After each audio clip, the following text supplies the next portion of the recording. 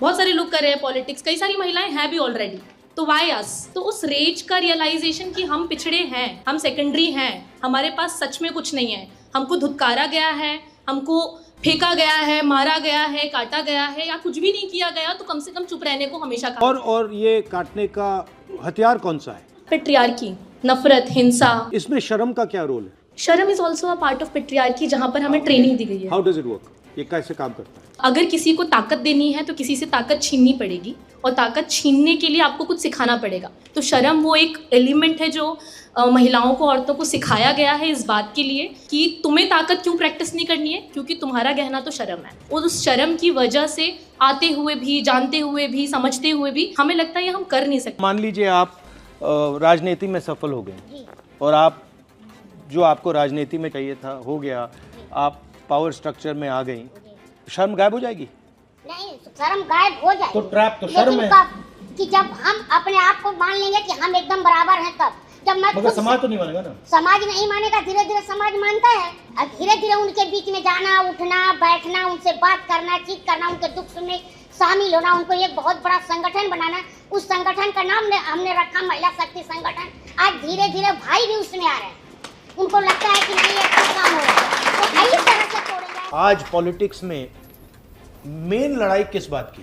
संविधान को बचाने की। नहीं तो संविधान को बचाने के लिए आरएसएस संविधान पर आक्रमण कर रही है और कांग्रेस संविधान को बचाने की कोशिश कर रही है। If we are protecting one book, which book are they protecting? Manusmriti. So they are protecting Manusmriti, we are protecting constitution, right? But हम लोग कह रहे हैं कि भैया आप कॉन्स्टिट्यूशन को मार रहे हो। डायरेक्टली तो नहीं मार रही। मोदी ने ये तो नहीं कहा कि भैया मैं कॉन्स्टिट्यूशन को खत्म कर दूंगा। तो ये इनकी स्ट्रेटजी क्या है, कैसे कर रहे हैं? Okay, very good. ये इंस्टीट्यूशंस को कैप्चर कर रहे हैं। इंस्टीट्यूशंस कैप्चर करने से क्या होगा? 1947 में गांधी जी ने और कांग्रेस ने क्या कहा? रिप्रेजेंटेशन जो होता है और पावर जो है वो एक साथ चलेंगे, ठीक है? मतलब अगर आप एमएलए बने, रिप्रेजेंटेटिव चुने गए, तो आपको पावर दी जाएगी। ये कॉन्स्टिट्यूशन में कहा गया है और ये कांग्रेस ने हमेशा किया है। अब बीजेपी ने नया कॉन्सेप्ट निकाला है। ये पहले सिस्टम था, रिप्रेजेंटेशन और पावर एक साथ। अब इन्होंने ये कर दिया, पावर इस साइड कर दी, रिप्रेजेंटेशन इस साइड कर दी। ये कह रहे हैं कि भैया देखो, दलित हो, आदिवासी हो, पिछड़े वर्ग के हो, तुम लोकसभा विधानसभा में जितना आना चाहते हो आ जाओ, हम बैठा देंगे तुम्हें, मगर विधानसभा में, लोकसभा में पावर नहीं होगी, पावर कम इधर ले जाएंगे। तो 90% हिंदुस्तान क्या सोच रहा है? बड़ा खुश है कि भैया देखो, हमें लोकसभा में टिकट दे दी, हमें विधानसभा में टिकट दे दी, हमें पंचायतों में टिकट दे दी। और इन्होंने क्या किया? इन्होंने ये कर दिया, उसमें कुछ है ही नहीं, वो खोखला है। वो पार्लियामेंट से उन्होंने पूरी पावर निकाल दी। कहाँ डाल दी पावर? उन्होंने पार्लियामेंट से निकाल के इंस्टीट्यूशंस में डाल दी, ब्यूरोक्रेसी में डाल दी, अदानी अंबानी के हाथ डाल दी, सेबी में डाल दी। हाँ, तो और ये सेपरेट कर दिया।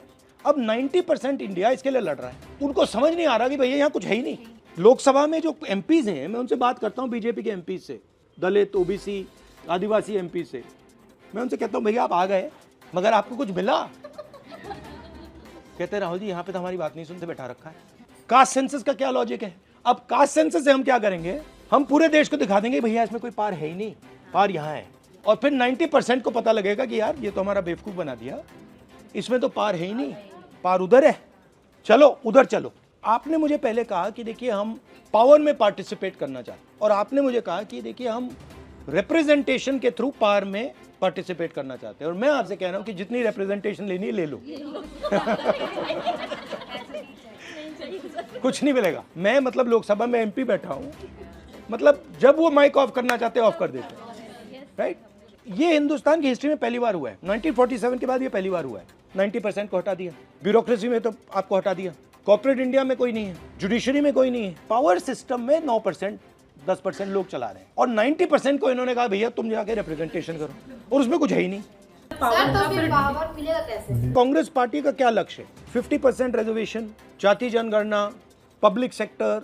अब हम क्या करने जा रहे हैं कि हम देश को बताना चाह रहे हैं कि देखिए ये रिप्रेजेंटेशन और ये जो पावर का स्ट्रक्चर है इन्होंने अलग कर दिया। अगले 10 साल 15 साल का काम ये है, फिर से पावर को विधानसभा में, लोकसभा में डालना है। तो इसमें आपका क्या रोल है?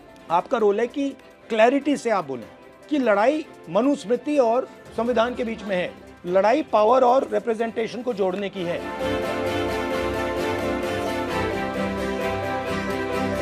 Thank you. Good. I'm happy. सच दिखेगा। ABL 24 न्यूज़ को सब्सक्राइब करें। ताज़ा खबरों के लिए बेल आइकन को दबाएं।